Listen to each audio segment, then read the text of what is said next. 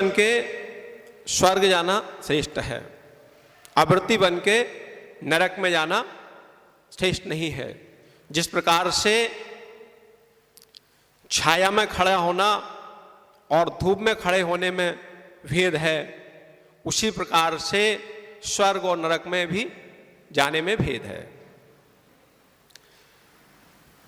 संसार का प्रत्येक प्राणी सुख का आकांक्षी है, या यूं कहें सुख उसका शाश्वत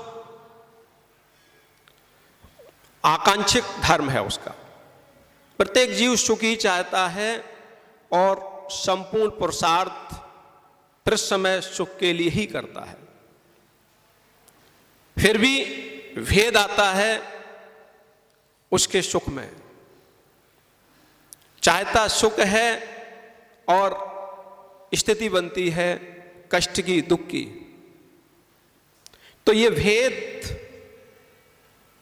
भेद जो है वो पुरुषार्थ के कारण है।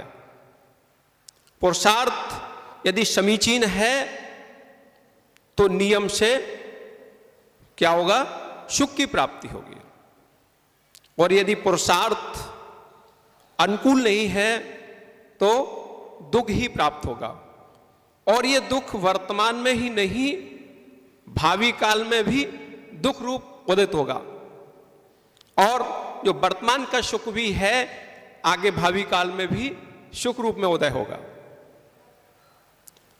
तो समीचीनता को न जानने वाला, वस्तु रूप को न जानने वाले संसारी प्राणी अनादिकाल से संसार में भ्रमण कर रहे हैं।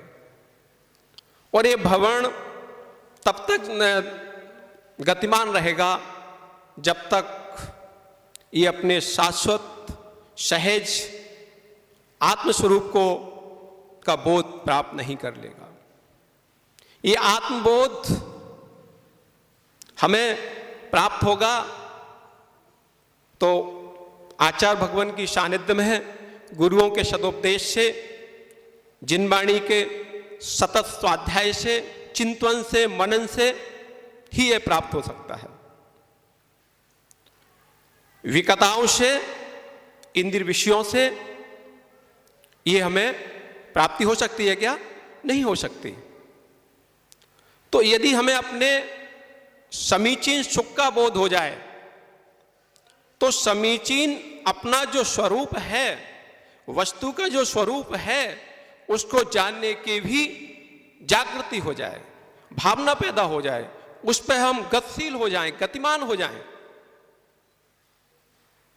पर यथार्थ में हमने अपना जो वैभव है, अपना जो सुख है, जो हमारा आनंद है, उसको नहीं जाना।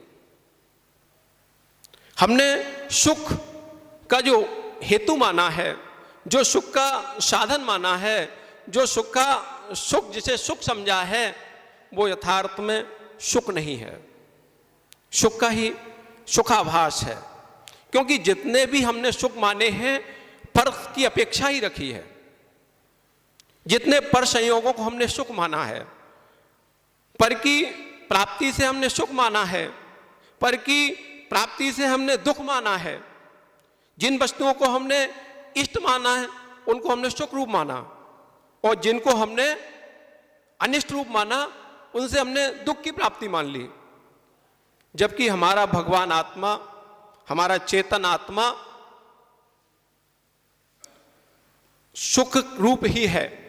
ये पर से न कभी घात होता है, न पर को घात करता है। ये तो सहज आनंद स्वरूप है। पर हमने अनादिकाल के संस्कारवश, मिथ्यात्व के संस्कारवश पर में अपनी आत्मबुद्धि रख के ही सुख और दुख का वेदन कर रहा है, दुखित हो रहा है, भ्रमित हो रहा है, भ्रमण कर रहा है। ये स्थिति हमारी है। इनसे यदि निवृत्ति पानी है तो हमें अपने समीचीन सुख को, अतीन्द्रिय सुख को पहचान कर और उसकी प्राप्ति के लिए समीचीन अपने स्वरूप का बोध करना होगा। और वो बोध प्राप्त होने पर हमारा चारित्र के लिए भी गमन हो जाएगा। जो हमारा श्रद्धान है, जो हमारा ज्ञान है, वो आचरण रूप प्रकट हो जाएगा। तो आचार्य भगवान कारका के माध्यम से कह रहे हैं कि वर्तमान में मोक्ष, शाश्वत मोक्ष जाने का साधन नहीं है, क्योंकि मोक्ष जाने के लिए वज्र वृषभ नारद शयन चाहिए, जो वर्तमान में अभाव है। तो वज्र वृषभ मोक्ष का भाव है, तो इसका मतलब ये नहीं कि हम जो विषय भोगों में पड़े रहें और अपने चारित्र को, अपने अणव्रत महाव्रतों को धारण न करें, बल्कि हमारा प्रयास ये होना चाहिए कि हम अव्रतों से दूर होकर व्रती बने, कषायों का निर्मूलन करें, मतलब प्रतिक्षण वर्तमान से ही अपनी कषायों को बंद करने का प्रयास करें, चाहे वो क्रोध हो, मान हो, मायाचारी हो, चाहे लोभ हो। चारों कषाय और हास, रति, रति, शोक, भय, चुगुप्सा, यदि सारे संपूर्ण भेदों को माने तो 25 भेद हो जाते हैं।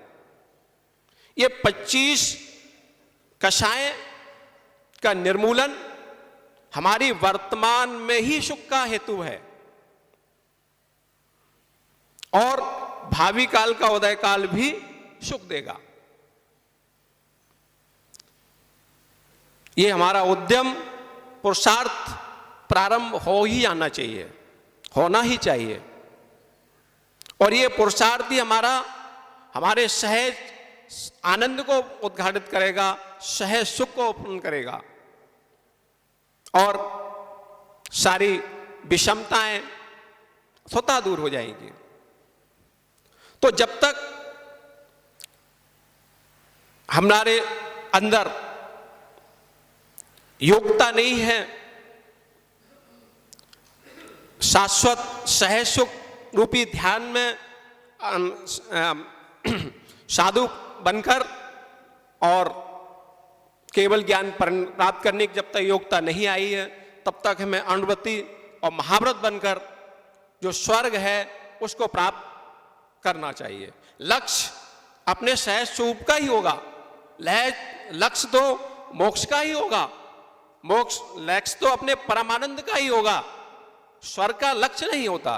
पर चूंकि वर्तमान में हमारे पास उपादान में इतनी योग्यता नहीं, हमारी क्षमता नहीं, तो इसलिए उस अपनी योग्यता के अनुसार अपने जो अभीष्ट लक्ष्य है, जो परम लक्ष्य है, जो हमारा अभीष्ट है, जो हमारे लिए ही भजनीय है, जो हमारे योग्य है, निश्चय रूप में रमण करना, वो ही पुरुषार्थ समय करने का ही, उस पर गतिमान होने के लिए, आगे बढ़ने के लिए ही पुरुषार्थ करना चाहिए और अणुव्रती बनके, महाव्रती बनके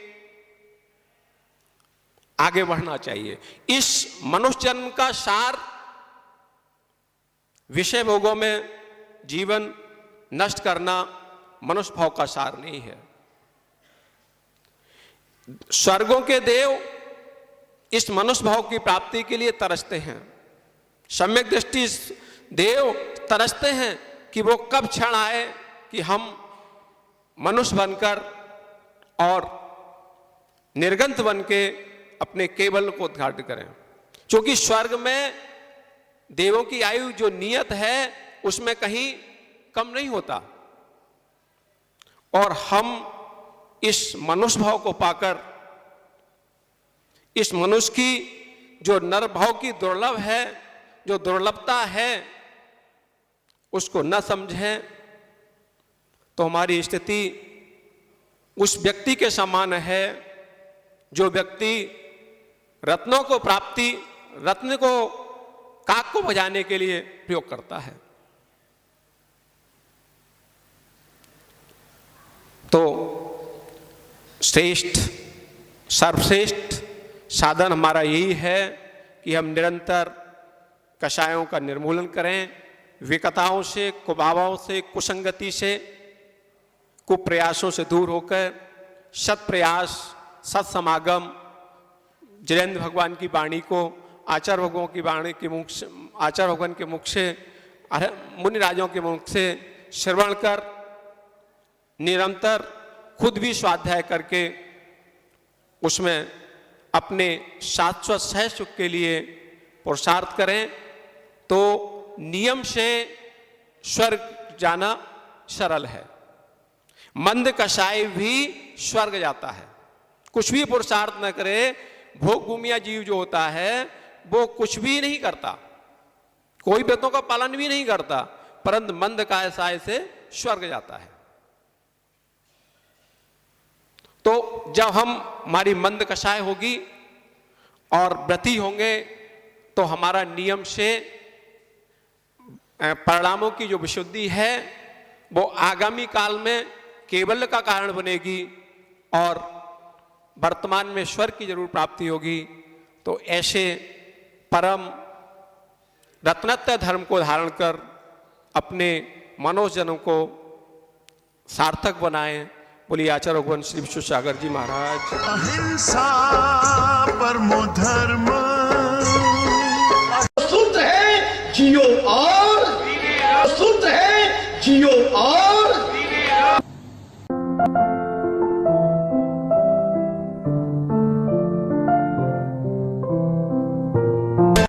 जैन हलचल देखते रहें, रोजाना आपके मोबाइल पे भी आएगा जैन हलचल।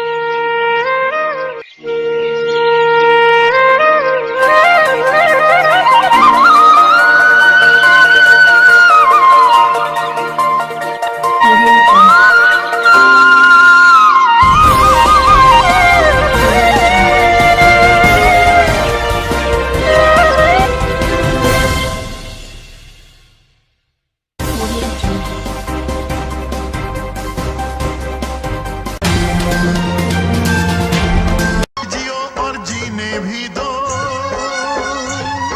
अहिंसा परमो धर्म,